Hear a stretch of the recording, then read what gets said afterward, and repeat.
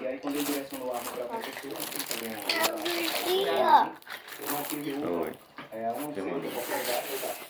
que presente é esse? para efetuar o tiro e já está incapacitado.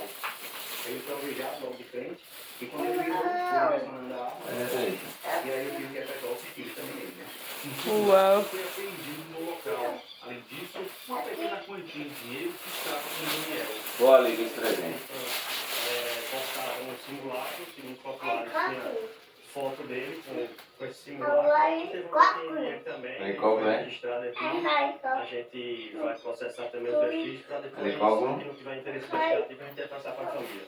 O caso foi conduzido ao Departamento de Homicídios e Proteção à Pessoa do HPP. Daniel Amanhã, foi Fernando. passado pelo Sistema Amanhã. Nacional por Homicídio Amanhã. e seria usuário de drogas. A mãe do jovem disse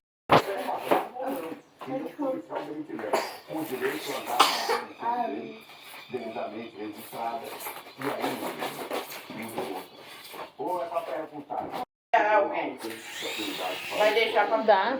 dar? graças a Deus, né? Eu vou levar pra Ana, né? Eu acho que tem uma pessoa, ela dá. Correu, ele correu.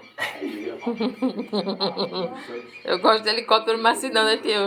Aconteceu agora que a gente foi acompanhando ao longo da semana passada, dias aí de julgamento. Aqui é direita e esquerda.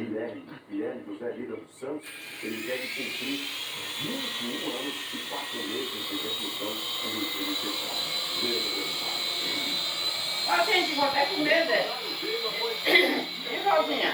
Guilherme José Lira dos Santos foi condenado a 21 anos e 4 meses de reclusão. Triplamente qualificado. O agravante de motivo curto, quando a vítima não tem nenhuma chance de Atrás, atrás, Olha o espelho.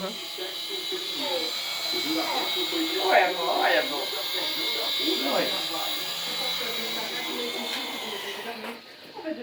Obedeceram certo